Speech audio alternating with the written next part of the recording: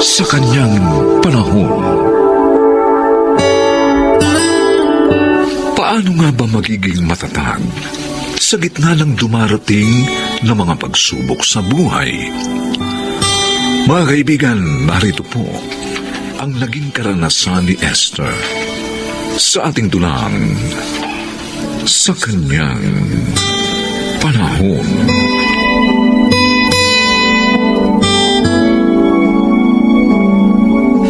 Salamat naman. Iiwan mo na kami ng mga anak mo, Ador. Araw-araw wala akong inasam kundi ang ganitong pagkakataon. Ayaw mo na akong pagsilbihan, di ba? Hindi na rin ako kinikibo ng mga anak mo. Kaya wala na rin dahilan para makinabang pa kayo sa paghahanap buhay ko. Ikaw at ang mga salita mong yan kung bakit kita kinamumuhian, Ador. Kaya nga, dapat lang na maghiwalay na tayo. Dahil galit na namamagitan sa ating dalawa. Isang bagay na lang ang gusto kong sabihin, Ador. Kapag dumating ang panahon pinagsisisihan mo ng lahat ang mga mali mong desisyon, huwag na huwag ka nang babalik sa bahay na ito.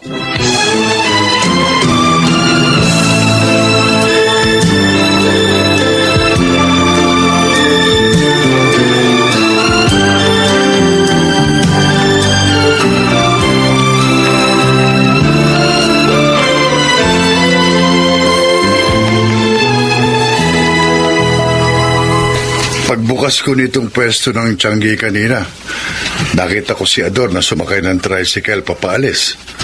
Ang laki ng dalambag Nako, mabuti naman at pinalayan niya na si Esther sa konsumisyon mula sa kawalang hiyaan niya.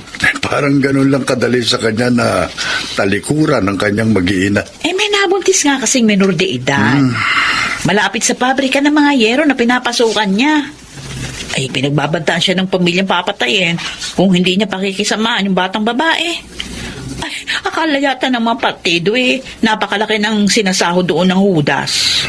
Kung bakit kasi ayaw ng payapang pamumuhay Mas pinipili pa yung masasamang bisyo at gawain kisa sa pamilya. Sa isang banda ayos na rin yung inabandonan niya yung kanyang mag-ina. Dahil tiyak na mas giginhawa pa ang buhay ni Esther at mga anak kung wala yung presensya ng taksil.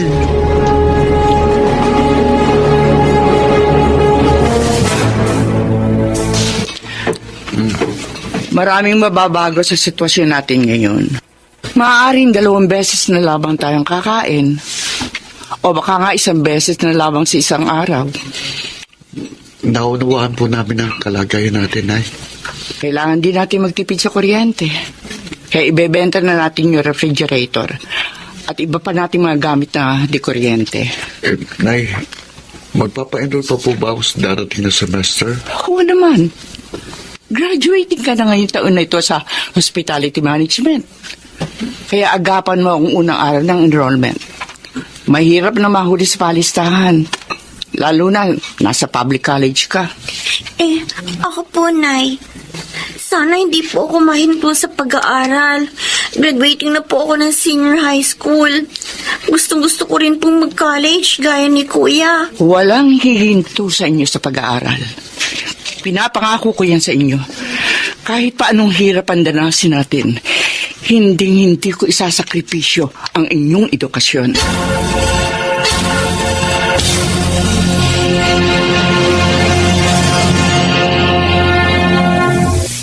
Kailangan kong bigyan ng pag-asa ang mga anak ko.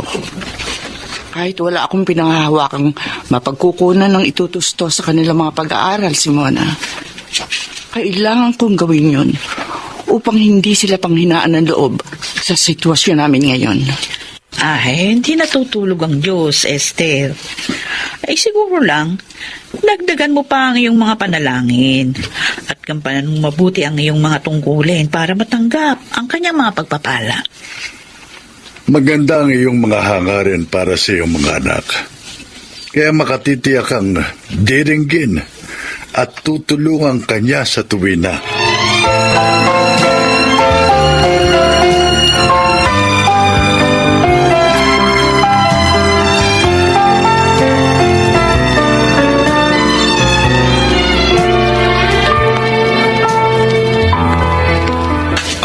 Si inay, nasaan? Nasa Rizal Elementary School, kuya. Sa kanya kasi binigay ng principal doon yung isang pwesto para siya magtinda ng merienda ng mga estudyante. At ang good news pa, mauutangin siya ng puhunan ng kooperatiba ng school canteen. Talaga? Oo. May magandang balita nga yan. Ikaw kuya. Ang saya-saya mo ah. Mukhang may dala ka rin good news sa amin ni Inay ah. May on-the-job training na ako. At hulaan mo sa isang malaking restaurant sa Ortigas Center. At may sahod na kagad ako, Ada. Wow! Congrats, kuya! Thank you. Alam mo, ang plano ko, iipunin ko, sasahurin ko ron para sa mga pangailangan natin. Nina-inay sa inaharap. Saka siyempre, sa pagka-college mo na rin. Ay, kuya, naisip ko, Oh. hospitality management na rin ang kursong kukunin ko sa college. Kasi nga, gusto ko magkaroon tayo ng restaurant business in the future. Siyempre, magkakatulungan tayo dahil galing tayo sa isang kurso. Uy, magandang idea yan, ha? O sige, pagsisikapan natin sa inaharap, yung pangarap mo.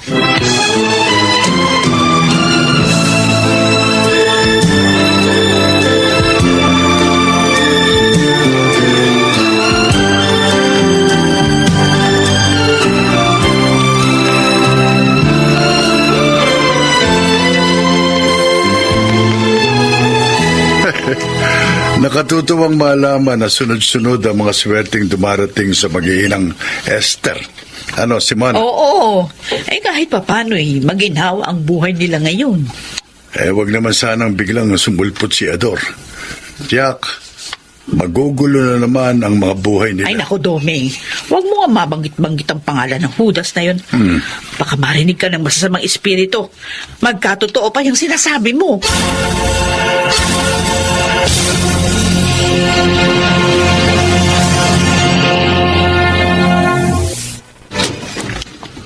Bakit ka nandito, Ador? Nagsarado ang pabrika ng yerong pinapasukan ko kailan lang. Kaya nawalan ako ng trabaho. Ngayon naman, nasa ospital si Sonia.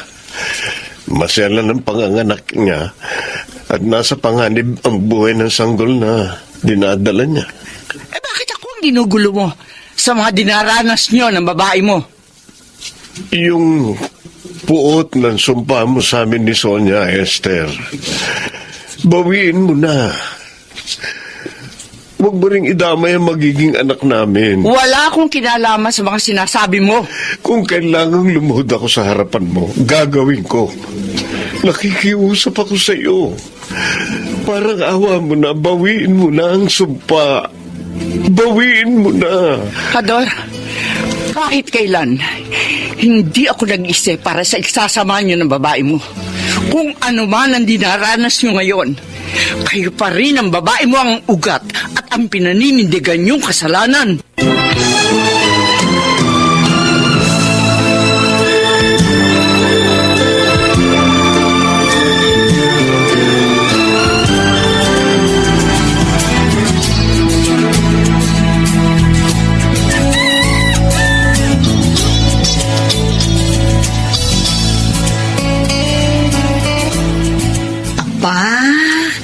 Tingnan mo nga naman Esther.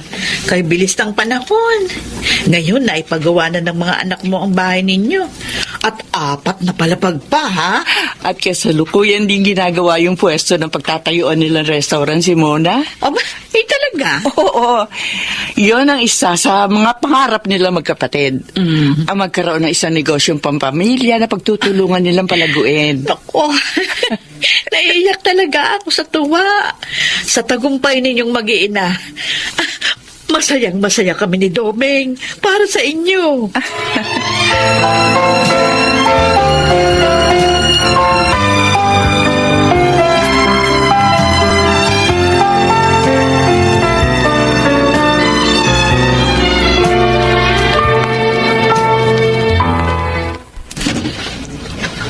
Kuya?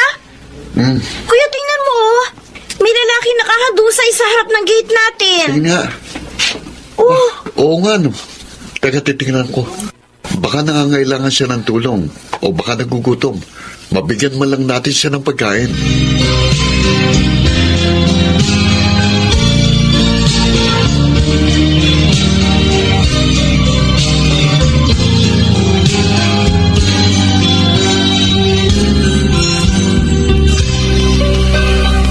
Isuko niya responsibilidad niya sa atin.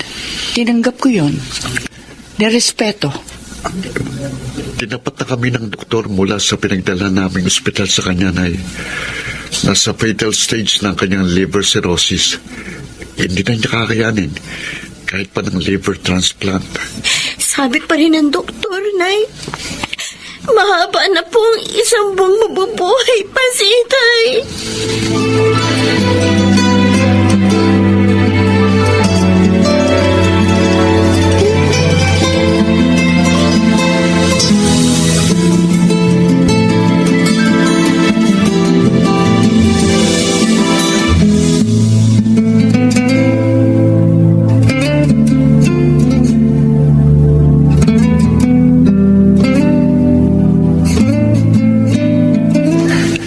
Sana lang nang piliin nila magkamali. Ginugol pa rin nila na may katuturan ang kanilang mga buhay. Kahit man lang para sa ikabubuti ng kanilang mga sarili. Pero hindi nga ganoon ang nangyayari.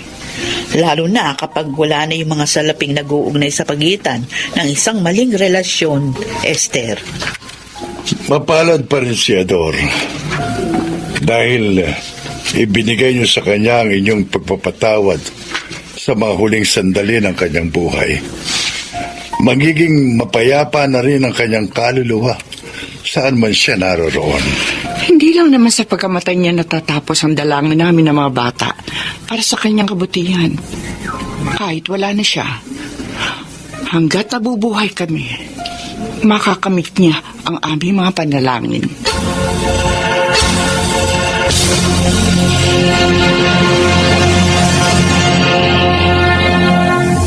Sa kanyang panahon, marami ang nakapagpapaligaya sa tao. Salapi, mga bagay na material at marami pang iba. Subalit may kabuluhan nga ba ang lahat ng yun? Mga kaibigan, naririto po at ating pakinggan ang naging karanasan ni Cielo sa ating dulang sa kanyang panahon.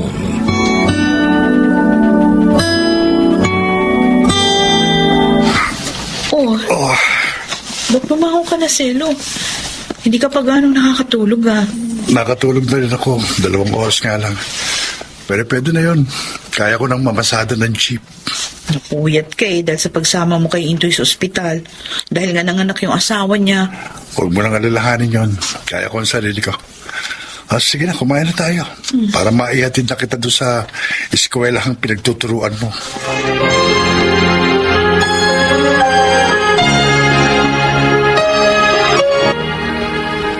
Ano po, Inay? Salamat. Maba't narito ka? Hindi ka pumasada ng jeep mo? Kung ano kasi, Alam ko na. Sira uli yung sasakyan mo, no? gagawin ko nga ho. Para mamayang makapatanghali. Makapagmasada ako. Nay, ito po yung kape niyo. Baka naman wala na kayong kape at asukal dahil wala na kayong pambili. Sira pa naman ang sasakyan nito si Cielo. Meron naman po, Nay. Nay, may iwan ko muna kayo. Gagawin ko na yung jeep ko. Yan talagang asawa mo. Marunong lang umiwas. Pero hindi marunong dumiskarte sa buhay. Hindi man lang mag-abroad nang umasenso naman kayo. Kahit naman mahirap lang kami, hindi naman kami sumasala sa oras.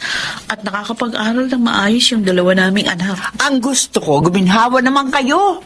Oh, Pati ikaw, nahawa na rin dyan sa ugali ng asawa mo. Walang pangarap sa buhay. Nay, maligaya ho kami kahit hindi kami mayaman. Ay, sus! At hindi ko po pinagsisisihan na nagpakasal ako kay Cielo. Isa siyang mapagmahal at responsableng asawa at mabuting tao. Ay, nako, bahala ka na nga. Pag nagipit kayo, ha, malalaman mo rin na tama itong nanay mo.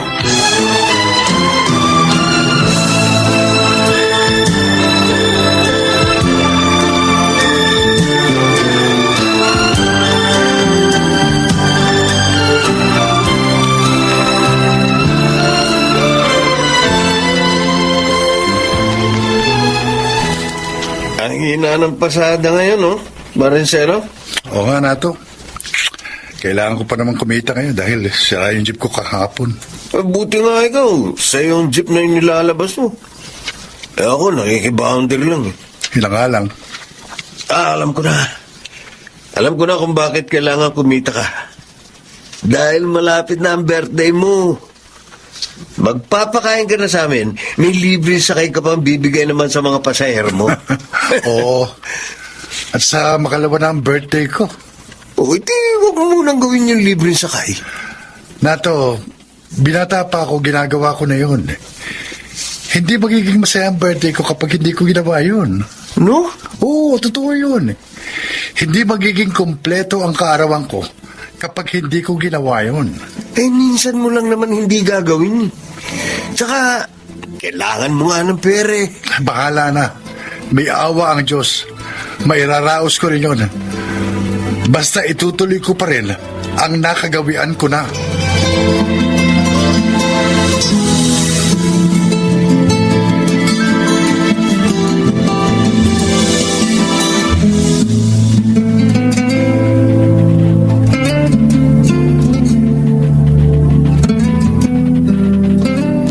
Magluluto ako ng pancit para sa birthday ng asawa ko, Prima.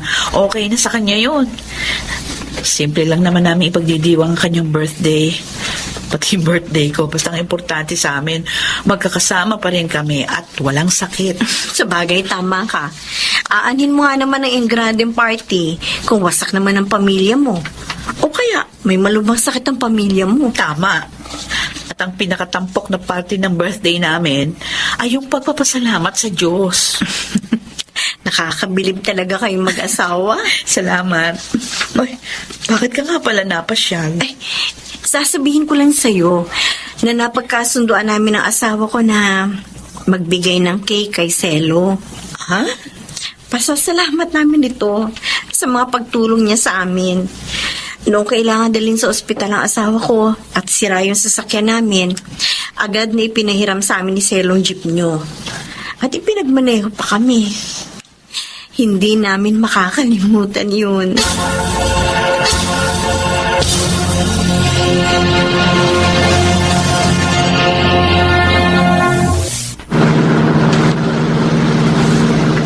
Mga, ito pong bayad ko, oh. Diyan sa may ospital lang po. Ay, nako. Huwag na po kayo magbayad, sir. Ah, oh, bakit may libreng sakayo kayo? Manong! Hindi naman po Pasko ngayon ah. Oo. Yung iba kasi nagbibigay ng libreng sakay kapag Pasko. Birthday ko ngayon, mga sir. Aha. At mula pa nung binata ako, yung birthday ko, nagbibigay ako ng libreng sakay sa mga pasahero ko. Naku, bait nyo naman, Brad.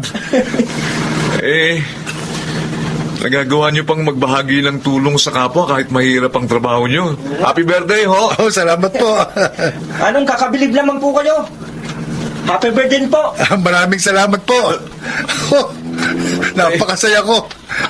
Tuwing kaarawan ko, maraming mga bumabate at nakikipagsaya sa akin.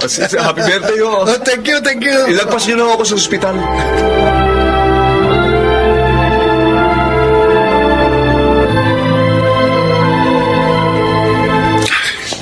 Matutuwa si Ami kapag nalamang may isang pasahero nagbigay sa akin ng groceries dahil nalamang birthday ko. Selo! Buti narito ka! Oh, Nato, bakit? Hindi ka pa ba napapakain ng pansit ni Ami? Hindi yun eh, yung yan na mo. Dilala sa ospital na misis mo. At ano, bakit?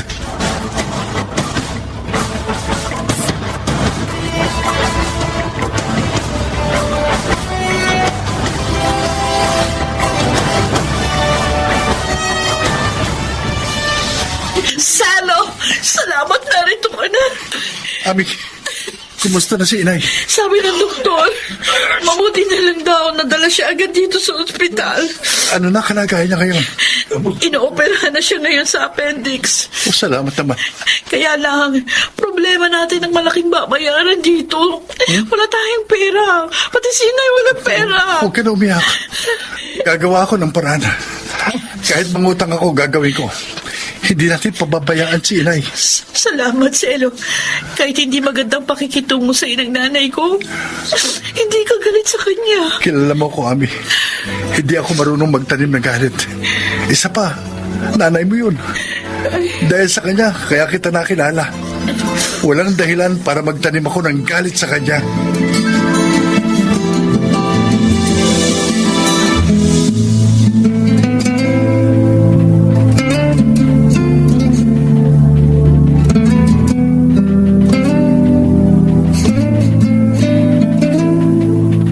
Dok, ako po ang anak ng pasyente.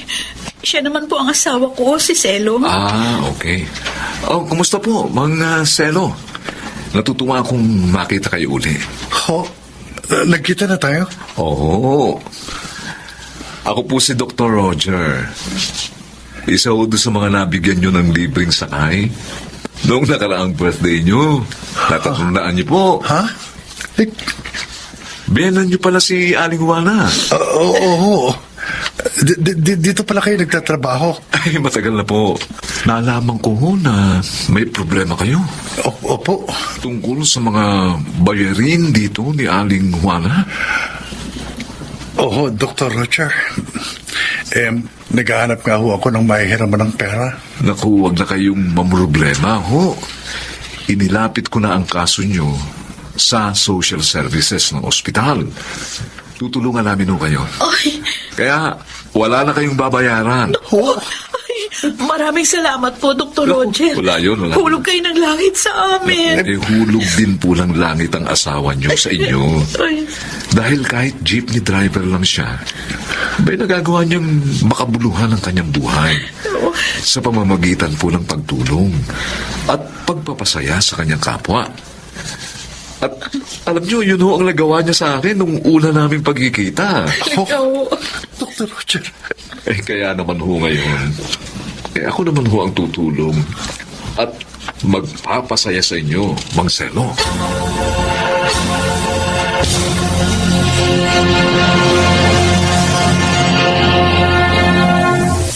Kumusta na si Aling Juana, Ami? Ay, malakas na siya, Prima. Bukas pwede na siyang iuwi. Dito na lang muna siya sa amin para maalagaan ko ng gusto. Tama naman yun. Paupahan na lang niya yung bahay niya. Iba rin syempre yung may kasama siya. Ay, oo. Lalo na nga't matandaan na rin si inay. Oo. Ay, kaya nga pala ako nagpunta rito para ibigay sa inyo ni Selo ang sobrang ito. Ay, ano yan? Para saan? Nag-usap-usap kaming lahat ng mga natulungan ni Selo. Nag-ambagan kami para makalikom ng halaga na maitutulong sa inyo. Ginawa niyo yun? Oo. Mabait kasi ang asawa mo. Matulungin. Kahit hindi niya birthday. Kaya ngayon, siya naman ang nangangailangan ng tulong. Gusto naming damayan naman siya. Oh, salamat, Prima. Pakisabi na rin doon sa lahat ng tumulong. Maraming salamat. Siguradong matutuwa na to si Selo sa ginawa ninyo.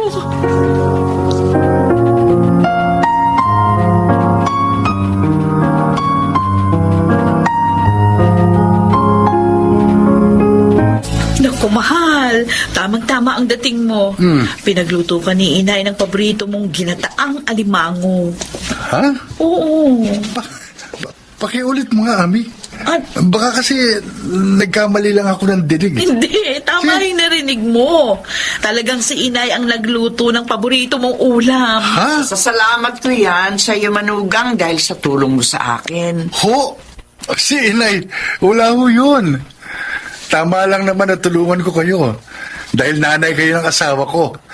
At dahil mahal ko siya, mahalaga rin sa akin ang mahalaga sa kanya. Napakaganda talaga ng puso mo. Mapalad ako. Ikaw ang naging manugang ko.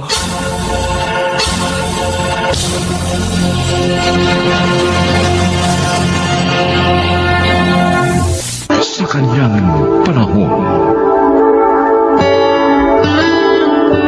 namamatay nga ba ang damdamin? Ngunit hindi ang isang pangako.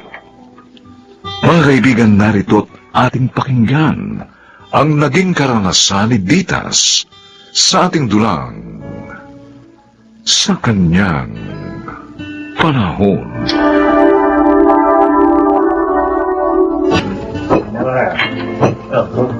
Madel. Ha? Ito ako tinuro nung napagtanungan ko sa labas na nakakakilala sa'yo. Dito ka raw nagtatrabaho. Waitress ako dito. Dito kami nagkakilala. May mga plano kayo? Oo. Marami. Buntis ako. Dinadala ko magiging panganay na anak namin ni Arnold. Buntis din ako. Dinadala ko rin ang magiging panganay na anak namin.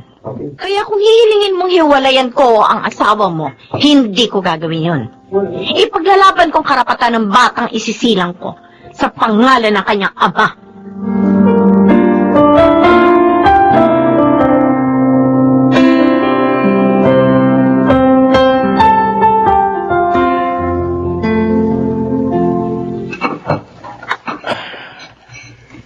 Ilang linggo na yatang hindi nagagawi rito sina Arnold at Ditas.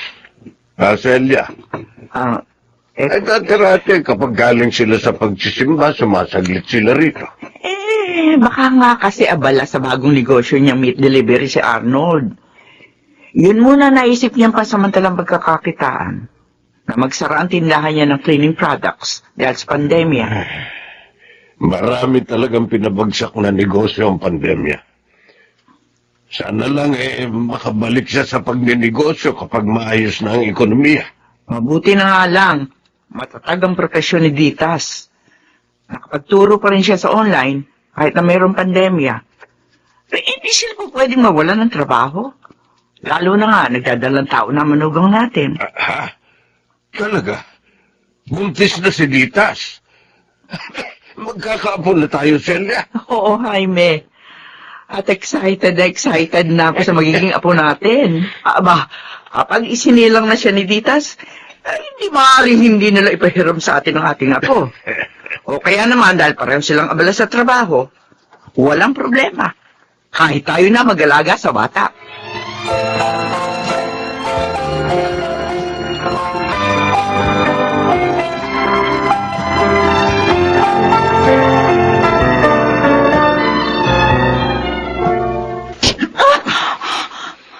Bakit mo ako sinampal, Arnold?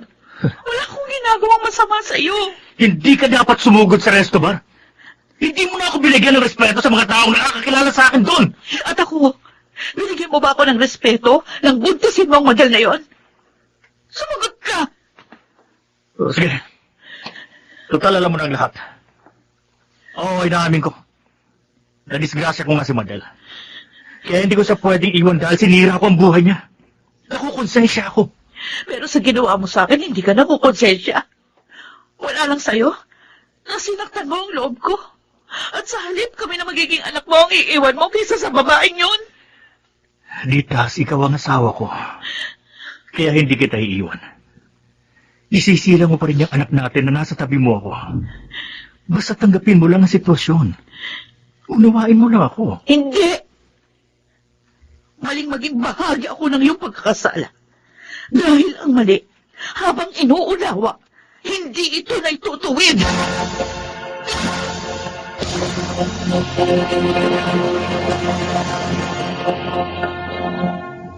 Marami kang ipinangako sa akin, Arnold. Kailangan tuparin mo lahat ng yun. Huwag kang mag-alala. Malaki ang hatian namin ni Alan sa kinikita sa milk delivery. Kayang-kaya kong tustusan ang lahat ng gusto mo. Maghanap na rin ako ng apartment na lilipatan natin. Siyempre naman, para may privacy naman tayo. Hindi yung kung saan-saan lang tayo nag-check-in. Sige. Sabihin mo lang sa akin kapag nakakita ka na. Para mabigyan kita ng pang-down payment. At saka, naisip ko, malis na rin ako dito sa trabaho. Parang liit-liit lang naman ang sahod ko rito eh. Nai-stress pa ako sa mga makukulit na customers. Tsaka ang gusto ko kasi, doon sa titira nating apartment, hintayin ko na rin yung pag-uwi mo doon. Diba? Okay, sige. Kung anong gusto mo. Kung ano yung mga plano mo, edi okay.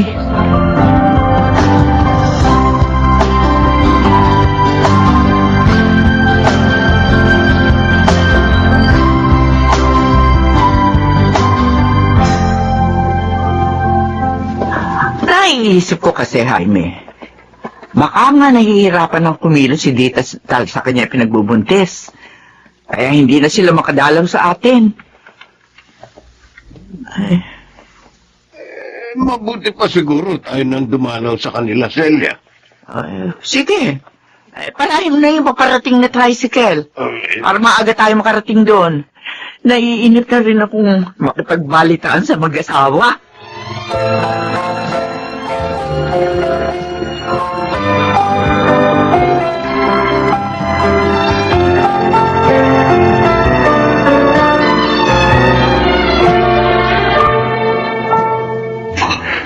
Ewan ko ba naman sa'yo, Arnold? Ang pakay lang natin sa resto bar na yun, mag-deliver ng karne para sa mga menu nila. Kung bakit, dinisgrasya mo pa yung Madel na yun. Pero ba bang magagawa ko kundi panindigan na lang si Madel? No, sa ngayon, kaya mong ibigay lahat ng gusto niya. Dahil abot-abot ang kita natin sa meat delivery. Pero baka malasin tayo dahil dyan sa ginagawa mo, Arnold. Hinahaluan mo nga kasi ng kamalasan ng hanap buhay natin. Ayoko namang madami sa karma mo dahil dyan ko rin kinukuha ang pantusto sa pamilya ko. Masyado ka naman mag-isip. Advance masyado. Ang layo na ng narating na mga mangyayari sa'yo. Isa pang tanong, Ikaw ba talaga ama ng pinagbubuntis ng Madel na yun? Ha? Matuto ko nga magbilang ng mga araw. Kailan lang kayo nagkakilala sa resto bar na yun?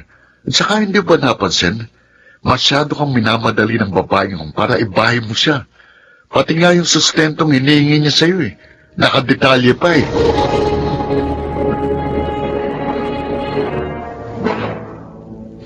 So ngayon, gulong-gulo na ang isip mo sa problemang pinasok mo. Kaya ang pinaka-option mo, hiwalayan ako, ganon? Ano yun? Bumubuo ka ng sarili mong buhay na hindi na akong kasama? Ayaw mo na akong kausapin, di ba? Ayaw mo na rin akong pagsilbihan. Parang na lang tayo mga estranghero sa bahay na to. Eh di maghiwalay na tayo. Ikaw at ang mga desisyon mo pang sarili lang. Mulat sa pool, pagod na akong unawain ka. Kaya nga maghiwalay na tayo. Para hindi ka na mapagod na unawain ako. Tutal, malakas ka. Matalino ka. Kayang-kaya mo na magdalhan ang sarili mo, hindi ba? Kung para sa tamang iisipin mo, hindi mahirap ang magdesisyon. Pero kung para sa pansariling kaligayahan mo lang ang paiiralin mo, hindi ka pa rin magkakaroon ng inaakala mo kapanatagan. Dahil simula pa lang yun ng mas magulong buhay na pinili mo. Teka! Nag-aaway ba kayo mag-asawa? Ha? Doon pa lang kasi sa may pintuan, dinig na namin ang pagtataasan niyo ng mga boses. at ano yung kanina pa namin naririnig na hiwalay, habang papasok kami rito? Ano yung maghihiwalay na kayo?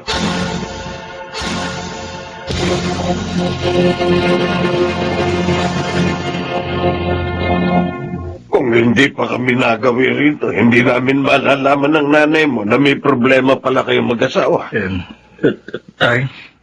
Nay, ano ko kasi, nakabuntis ako ng ibang babae. Ay! Sus Mariosep! Abay talaga magugulo nga ang pagsasama niyo ni Ditas. Dahil dyan sa mga ginawa mo. Kahit ako hindi ko maubos maisip kung paano susolusyonan niya ang problema mo. Isipin pa, buntis din niyang asawa mo. Bakit naman isinubo mo ang sarili mo sa ganong problema?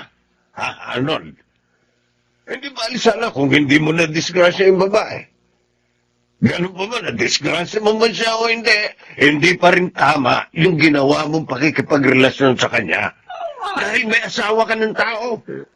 Hindi ko na nga po alam kung paano ko lulusutan. Paano mo nga lulusutan ng isang problemang mahirap solusyonan?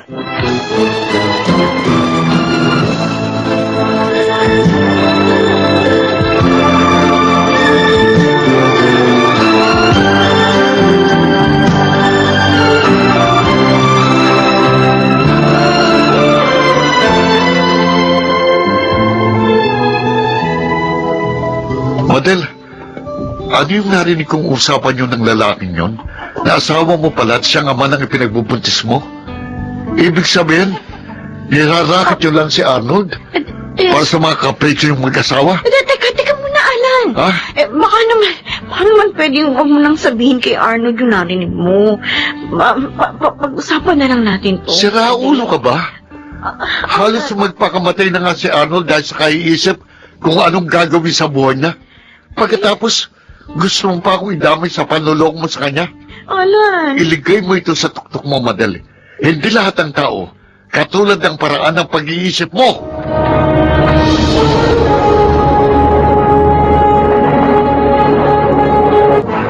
Mapalad pa rin ako dahil may sariling paraan pala ang mga sitwasyon para may iwas ako at maimulat sa aking mga pagkakamali.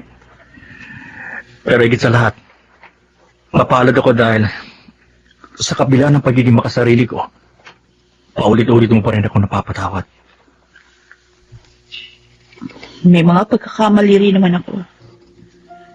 Minsan, hindi kita iniintindi. Hindi kita pinakikinggan. Tulad ng malugi yung cleaning products mo. Hindi ko naramdaman yung sakit na iniwan nun sa'yo. Kasi nga, puro paninising ginawa ko. Isip ko nga, baka nga mahirap ako maging asawa. Patawarin mo rin ako, Ditas. Kung hindi ko man nasasabi sa'yo, mahal kita. O na ipapadamang mahal kita. Pero ang totoo, mahal na mahal kita, Ditas. Kahit naman nagbago tayo sa isa't isa. Hindi naman nababago yung pangakong pinitiwan natin noon sa harap ng altar. Ako, yun yung pinanghahawakan ko. Kung bakit hindi ako po pwedeng tumigil na mahalin ka, Arnold.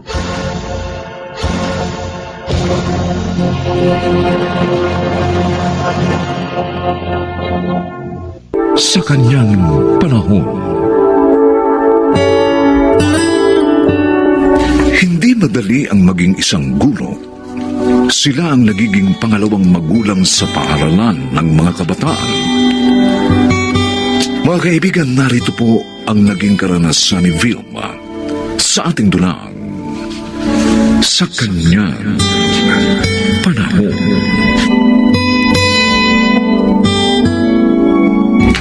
Mang Sendong, heto pong bayad ko dito sa uupahan ko. Advance and deposit po ito. Salamat, Vilma. Siya. Maiwan ko na kayo nitong kaibigan mo, ha? Sige ho. Kung may kailangan ka, tawagin mo lang ako sa bahay namin, ha? Opo. O ano, okay na ba talaga sa'yo ang kwartong ito, Vilma? Oo naman, Rizel. Buti nga may sariling banyo at lababo dito sa kwarto, oh. Solo ko pa, hindi na ako lalabas para magbanyo. At mura pa ka mong upa. Di tulad dun sa dati mong tinitiran. Mahal, pati tubig at kuryente. Sinabi mo pa. Kaya lang alam mo, mukhang type ka nung anak ng kasera mo. Ano? Oo. Oh, ikaw talaga. Kasi ang lagkit ng titig sa'yo. Mukhang siyang magiging una mong manliligaw dito.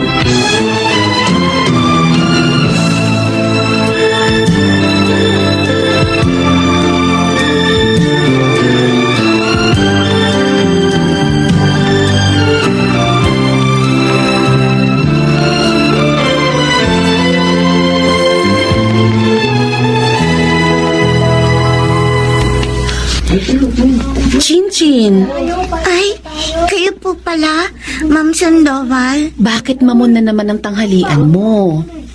Huwag mo sabihin hindi na naman nakapagluto ang yaya mo. Opo, Ma'am. Tinanghali po uli ng gising eh. Pero mali na laging ganyan ang lunch mo. Dapat nga masustansya ang kinakain mo. Kaya dapat sabihin mo sa daddy mo ang ginagawa ng yaya mo. Para pagsabihan niya yun. Kasi po, baka po kurutin at tingutin po ako ni Yaya pag nagsabi po ako kay Daddy. Ha? Bakit? Ginagawa ba niya yun sa'yo? Opo, Ma'am. Pag hindi ko po siya tinulungan sa mga gawain sa bahay. At pinagtatrabaho ka pa niya. Opo. Hindi tama ito. Sobra na yung yaya mo. Maraming salamat sa concern mo, Ma'am Vilma. Sir, mahal ko po ang profesyon ko at ang mga estudyante ko. Kaya mahalaga sa akin ang kanilang kapakanan. Ang totoo, hindi ko alam na ganito ang ginagawa ng babae niyo sa anak ko. Kasi kapag nasa bahay ako, mabait naman siya sa bata. Maasikaso. Nagkukunwari siya kung ganon, Sir Marvin. Marvin na lang, Ma'am. Para maging komportable tayo sa isa't isa. At Vilma naman ang itawag ko sa'yo. Okay ba? Okay, Marvin. As I've said, nagkukunwari lang ang babaeng yun. Dahil nagagawa niyang saktan, pagtrabahuhin at pakainin ng hindi tama si Chinchin pag sila na lang dalawa. Makikita sa akin ng babaeng yun. Paalisin ko na siya sa bahay. Baby, I'm sorry ha. Hindi ko alam. Salbahe pa ang nakuha kong yaya mo. Don't say sorry, Daddy. It's not your fault. Salamat sa pangunawa mo, anak. Mabuti na lang. Sinabi sa akin ni Vilma ang lahat. Mabait po talaga si Ma'am, Daddy. Minsan nga po, pag nakita niyang mamo ng lunch ko, binibigyan niya ako ng baon niya. Talaga? Yes, Daddy. Dapat pala talaga. Pasalamatan ko siya.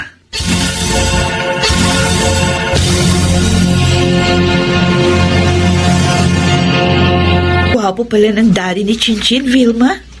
Mayaman, ha? Kaya lang wala ng asawa. Kasi nga, namatay ang misis niya sa pagsilang kay Chinchin. Kawawa naman ang batang yun. Hindi niya naramdaman ang pagmamahal ng isang ina. Tapos, salbahe pa yung naging yaya niya. Ay, tama ka. Kaya nga, magaang ang loob ko sa batang yun.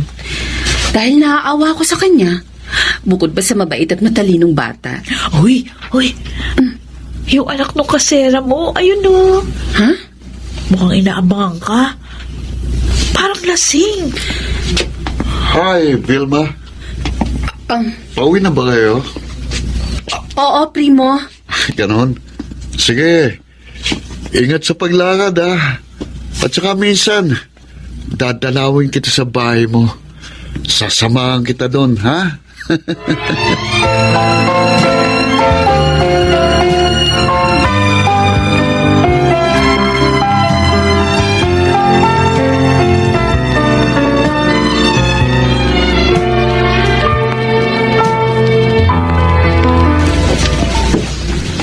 Good morning, Ma'am Vilma. Oh, Chinchin. Ang aga mong dumating ah.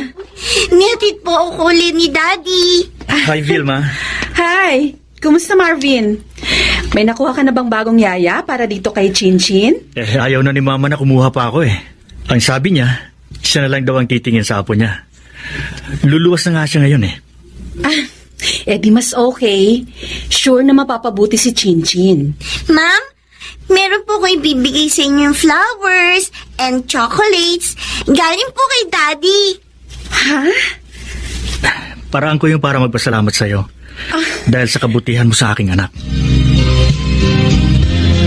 Primo, anak, Tay, sino bang sinisilip mo dyan sa bintana? si Vilma, tay. May bisita siyang mayamang lalaki. At may kasamang batang babae. Naliligaw kaya sa kanyang lalaki yun? May dalang regalo eh. Wala namang masama kung manligaw man. Dahil dalaga naman si Vilma at isa pang teacher. Gusto ko si Vilma. Ayoko mapunta siya sa iba. Primo, hindi ka papatulan nun, anak. Kasi, bukod sa hindi mo tinapos ang pag-aaral mo, lasenggo ka pa. Tay naman. Makinig ka, ha? Kung gusto mong may matinong babaeng pumatol sa'yo, magpakatino ka rin. At huwag puro alak ang inaatupag mo.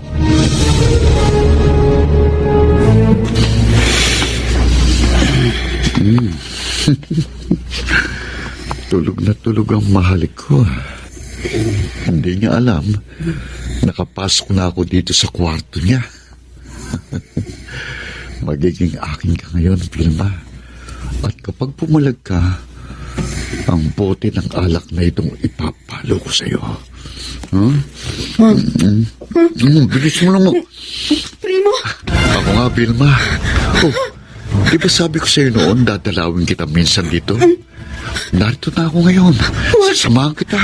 Wag, Primo! Ha? Maawa ka sa akin! Ikaw ang maawa sa akin. Noon pa ako patay na patay sa'yo. Huwag kang sumigaw. Tulungan niyo ako! Vilma! Tumahimik ka!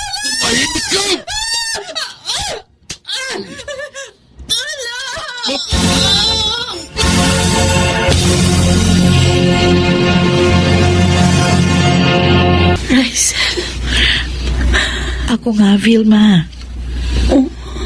Salamat sa Diyos at ligtas ka na. Sinakluluhan ka kaagad ni Mang Sendong. At nung iba niyong kapitbahay, nung marinig yung sigaw mo. Walang iyak si Primo. Tinagtangka niya ako halayin. Dahil nanlaban ako, pinagsasaksak niya ako. Tama na. Baka mabinat ka. Dahil sa kanya, naperwisyo ang pagtuturo ko. Kawawa naman ang mga estudyante ko. Huwag mo muna silang intindihin. Nasa na walang iyang yun? Nasa si Primo? Mismong si Mang Sendong ang nagsuko sa kanya sa mga pulis. Mabuti naman at hindi siya kinonsinti. Alam ko mabuti kang tao. Tapat sa profesyon. Kaya hindi ka pinabayaan ng Diyos. Alam na nga pala sa school yung nangyari. Bukas, dadalaw yung mga estudyante mo. Pati na yung ibang mga teacher. Sina Chinchin at Marvin naman, darating uli mamaya. Uli? Oo. Lagi silang nandito nung wala ka pang malay at binabantayan ka. Ngayong magaling ka na, Vilma. Iyahatid na kita kina Rysel. Kinausap ko na siya. Oo nga. Para maingatan ka. Abay, mahirap na. Tsaka iba na yung lagi kang may kasama sa bahay. Mukhang kayo na nagplano para sa akin, ha? Tama ka. Doon ka na muna titira. Habang hindi pa tayo na ikakasal. Ano? Grabe ka, ha? Hindi pa nga kita sinasagot kasi agad yung sinasabi mo. Sasagutin mo din naman ako, di ba? Dahil mahal mo rin ako. Alam ko yun. Kaya nga, pinangatawanan ko na nobyo mo ako. Sa harap ni na Mang Sendong. Ganon? Oo. Grabe ka, ha? Binantayan mo lang ako. Alam mo na agad ang feelings ko. Di ba totoo naman? Huwag kang mag-alala. Di naman kita pipigilan magturo eh. Kahit mag-asawa na tayo. Talaga? Totoo? Totoong totoo. Dahil mahal ko rin ang profesyon mo.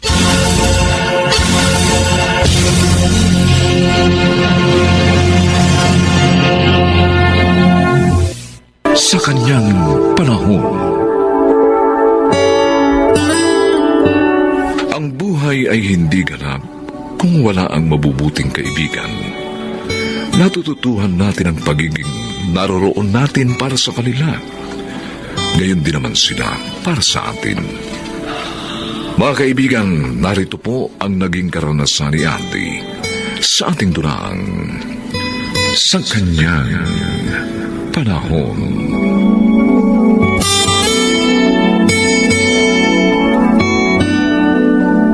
Oh, heto pa ang kanin at menudo, Andy. Kumain ka ng kumain, ha? Para mawala yung sentimiento mo. Diyan sa hindi agad pagpapapasok sa ni Efren sa loob ng bahay. Dahil nga, nasa supermarket ako. Gustong gusto ko na nga umalis kanina. Kalahin mo ang tagal-tagal ko nakatayo sa labas ng bahay niyo. Pasensya ka na nga eh. Napagkamalan ka raw kasi niyang nag-aalok ng mga encyclopedia sa bahay-bahay. Paano nga naman? Nakakuntodo long sleeves ka pa at nakaslacks ka pa. Ang totoo, kaya ako napasyal dito. May bagong mabubukas sa dyaryo. Oo. Kaysa ka ako, magmukmuk ka rito dahil iniwan ka ng asawa mong banal. Mag-apply ka roon. Talaga, Andy? Ay, totoo ba yung sinasabi mo? Oo. At binild up na kita sa executive editor. Kako, mahaba ng karanasan mo sa paghawak ng dyaryo. Kaya huwag ka na magdalawang isip. Dahil minsan lang dumating ang ganitong pagkakataon. Ay, oo! Tatawag agad ako sa publishing dito sa ibinigay mong number, Andy. Naku, maraming salamat, ha? Dahil talagang kailangan ko ng trabaho sa panahong ito.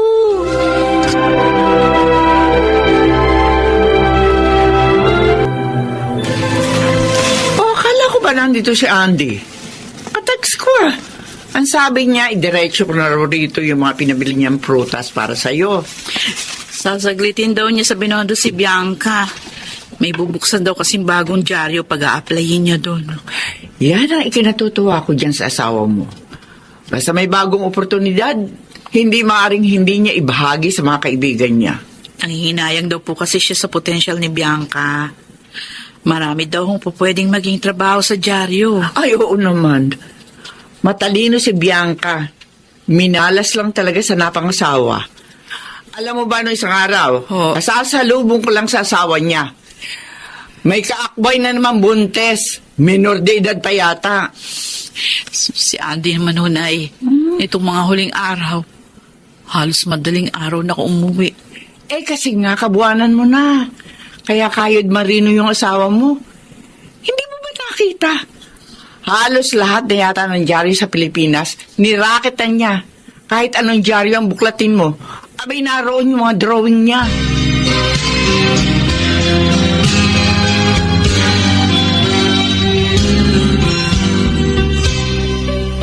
Talaga po, Mami. May bibili mo po ako ng laptop para sa online class ko? Oo, anak. Pagkatapos ng 3 kong sahod, sa bago kong trabaho, maibibili na kita. Promise, Mami. Mag-aaral po ako mabuti. Alam mo ba, yan talaga ang goal namin ng daddy mo. Ang maibigay sa'yo mga bagay na kailangan mo para mas makapag-aral kang mabuti. Goal na lang po nating dalawa, Mami. Ah? Tinakasali si Daddy. Minarkahan ko po sa kalendaryo yung araw na iniwan niya tayo. Kaya wag na wag siyang babalik dito sa atin. Dahil ipagtatabuyan ko siya.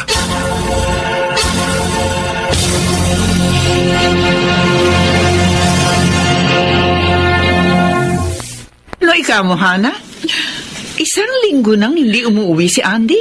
Oo. Nasaan daw siya? Sabi doon sa huling text niya, nag-aabol daw siya sa mga deadline. Kaya nag-stay in na lang daw po siya sa publication. Pero kahit na. Alam niyang kabuanan mo na. Kaya kailangan umuwi siya rito pagkatapos ng mga trabaho niya. Hindi nga ako sinasagot yung mga tawag ko, Nay. Ay, naku, Diyos ko.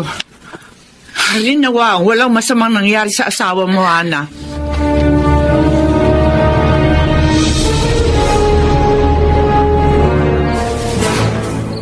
Mami! Mami! Oh, Ay, nasa lubong ko po sa labas si Tito Andy. Papunta rito sa atin. oh. Andy, bakit may dala kang malaking bag? At saka bakit ganyan ang ayos mo? Parang kang haggard na haggard. Desidido na ako, Bianca. Sasama na ako kay Nori. Ha? Ngayong gabi ang usapan namin magkikita sa ibinigay niyang address na pagmamayari niyang mansyon. Teka muna. Sinong Nori? At anong ibig mo sabihin, sasama ka na sa kanya? Nakilala ko si Nori sa isang entertainment club sa Tomas Morato. Unang kita pa lang namin, nahulog na ang loob ko sa kanya. Pero yun ang una't huli namin pagkikita. Pagkatapos yun, sa cellphone at online na lang kami nagkamabutihan. Andy, alam mo ba kung ano ang mga sinasabi mo? Abay, paano si Hana? Paano magiging anak ninyo? Wala na akong mukhang ihaharap kay Hana. Naubos ko na lahat ang perang naipon ko para sa kinabukasan namin mag-asawa. Naipadala ko ng lahat kay Nori. Ano? Andy, nahihibang ka na ba talaga? Hindi mo ba naiisip na bukod sa pagsasama ninyo ni Hana, nasisirain mo, paano hanap buhay mo? Andy, ang laki ng responsibilidad mo sa mga dyaryong tatalikuran mo. Napasubo na ako sa pagkakamaling ito, Bianca. Kaya pangangatawanan ko na ito.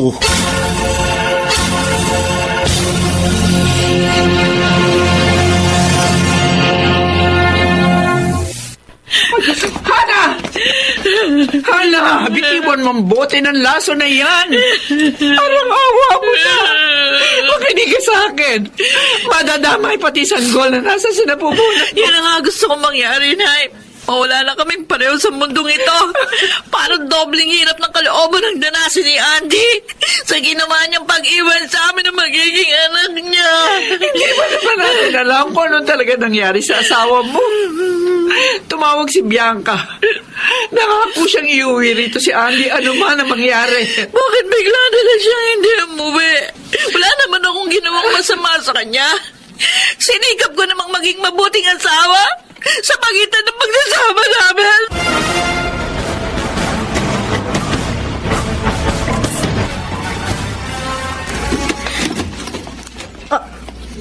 Andy, nagbalik ka. Hindi totoo ang address ng mansion na binigay sa akin ni Nori. Ah? Ang tumambad sa akin, isang luma at abandonadong gusali. Anong ibig mo sabihin? All the while, ang kausap ko pala sa online na si Nori, ang tiyahin niya na humingi sa akin ng malaking halaga ng pera sa telepono dahil ooperahan siya sa kanser niya sa utak. At ang katulong na nagbigay sa akin ng instruction sa telepono kung paano ko maihuhulog ang pera ay iisa. Ha? Kung ganun, na-scam ka, Andy? Dahil naghangad ako ng kagitna, Bianca. Naliwala ako sa karangyang ipinangako sa akin ni Nori. Kapalit ng mga perang pinaghirapan ko. Na pinadala ko lahat sa kanya sa pamamagitan ng cash transfer. Pinangakuhan niya ako ng malaking bahay, ng sasakyan, ng lahat. Sa mga sinabi mong yan, pera lang ang nawala sa'yo. Pero hindi ang mga taong nagmamahal sa'yo, Andy. Paano pa ako harap kay Hana? Walang kapatawaran ang ginawa kong kasalanan sa kanya. Pati sa aming magiging anak na hindi pa man naisisilang, itinatwa ko na.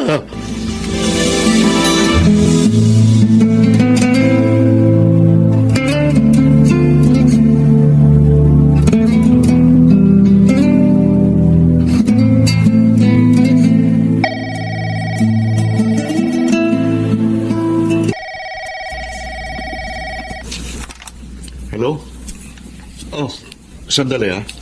Bianca, si Andy nasa kabilang linya. Kakusapin ka raw niya. Oh, sige, sandali, ha? Salamat, Nelson. Okay. Hello? Bianca, Oh, Andy. Ano, kumusta ka na? Hindi ka pa rin ba magre-report dito sa dyaryo? siguro simula next week, regular na ako magre-report dyan. Aba, good news yan, ah. Good news yan para kay Nelson. Masasabayan mo siya sa layout ng pahina mo habang nagdo-drawing ka. Bianca, salamat ha. Salamat saan? Sa pagmumulat mo sa aking pagkakamali. Sus! Kalimutan mo na nga mga bagay na yon. Ang pinakamagagawa mo ngayon, mag-focus ka ulit sa mga obligasyon mo, sa mga dyaryo mo. Seryoso. Maraming salamat. Kundi dahil sa'yo, hindi muling maibabalik ang tiwala sa akin ni Hana. Ikaw ang dahilan sa muling pagkabuo ng aming pagsasama. Andy, ikaw ang susi sa hinarap mong malaking pagbabago sa buhay niyo ni Hana. Ikaw at ang iyong magagandang pananaw. Dati nang mabuti ang iyong puso, kaya sa pagkamulat ka pa rin dadalhin at dadalhin na yung mga desisyon.